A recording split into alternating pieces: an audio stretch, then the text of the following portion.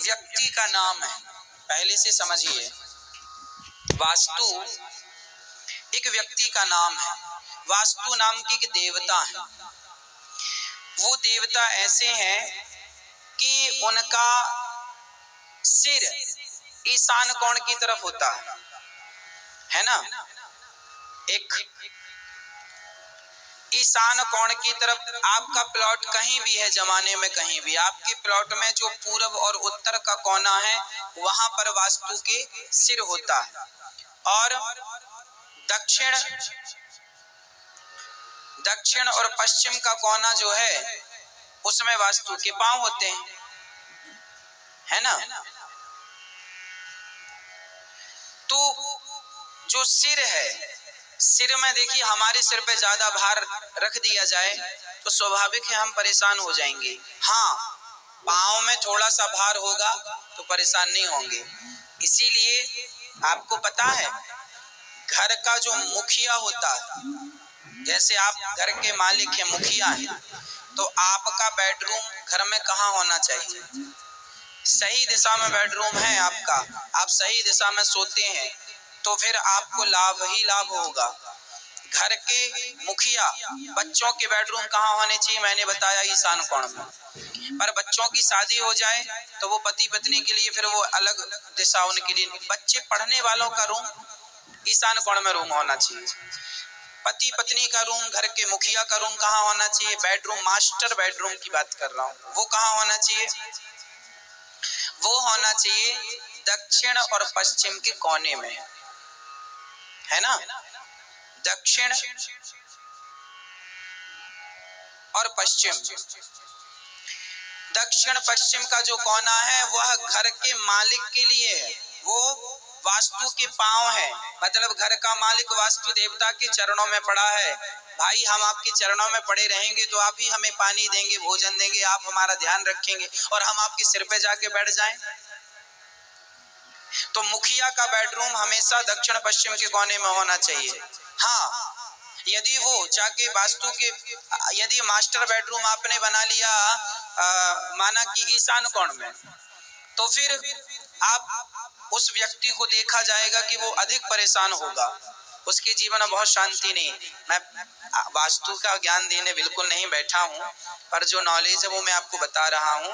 वास्तु एक शास्त्र है, वास्तु एक विधान है, वास्तु एक साइंटिफिक है ना, साइंटिफिक चीजें हैं। इसीलिए आप जब नया, जो पुराना घर है उसे तोड़ा फोड़ी ना करिए, मैं बार बार रोज आपसे यही कह रहा हूँ, प्लीज। पर जब आप नया घर बनाएं तो प्लीज आप हर बात का ध्यान रखें। सीढ़ी की दिशा क्या होनी चाहिए, घर में लाइट बात कहाँ होनी चाहिए, मंदिर कहाँ होना चाहिए, रसोई कहाँ होनी चाहिए, मैंने ये सब विस्तार से बताया है। और देखो आजकल ना, आप जब नया घर बनाए तो कोई जानकार वास्तु के संपर्क में चले जाएं।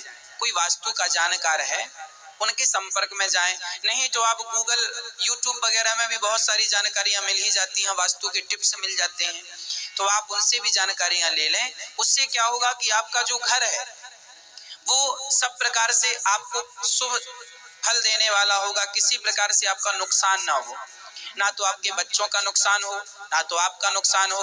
आपकी आर्थिक स्थिति दिनों दिन बढ़ती रहे, तरक्की बढ़ती रहे, नाम बढ़ता रहे, घर बढ़िया होगा। घर का वास्तु अच्छा है तो उस व्यक्ति की तरक्की होगी ही होगी, ये बिल्कुल लिख के रख लीजिए। और जरा थोड़ा सा वास्तु बिगड़ जाए तो थोड़ा सा प्रॉब्लम हो जाती है। तो वास्तु अच्छा होना चाहिए। हाँ, यदि किसी के घर में कोई वास्तु दोष है तो फिर उसका एक समाधान भी होता है। तो जो वास्तु के स्पेशलिस्ट होते हैं ना, आप उनसे संपर्क करें। मैं वास्तु का स्पेशलिस्ट बिल्कुल नहीं हूँ, जो नॉलेज है थोड़ा सा वो आपको देता रहता हूँ। तो जो समाधान है, घर में तुलसी का पेड़ जरूर लगाएं। तुलसी एक ऐसा, तुलसी माता ऐसी हैं कि उनके रहने, अच्छा पुराने लोग, अब आप कहेंगे आज तो मल्टियां बन रही हैं, घर बन रहे हैं, फ्लैट बन रहे हैं, पहले के लोग ना कच्चे घर बनाते थे, खप्पड़ वाले, फिर उनमें वास्तु दोष होता था कि नहीं? ना, उन घरों में वास्तु दोष नहीं होता था। कारण था, पहले जमाने में जो घर बनते थे उस घर के सामने एक आंगन होता था, बीच में खुली जगह होती थी, आसपास भरा होता था।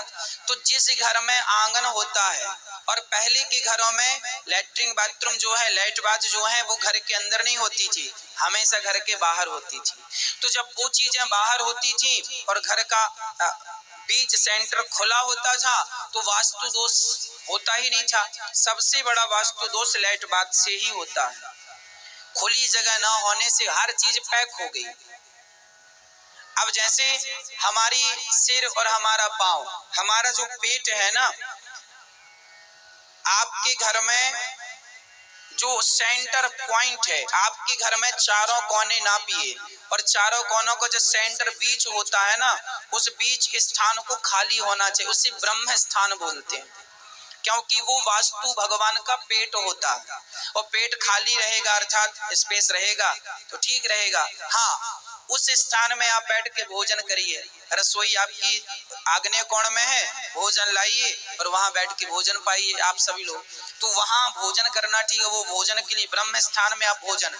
अब कोई ब्रह्म स्थान में खंबे खड़ा कर दे, कमरा बना दे सेंटर में, प्लॉट के बिल्कुल बीच में यदि आपने कमरा बना दिया, तो फिर वो उस घर में रहने वाले लोगों को डायबिटीज की प्रॉब्लम बनी ही रहेगी, ऐसा वास्तु शास्त्र कहता है।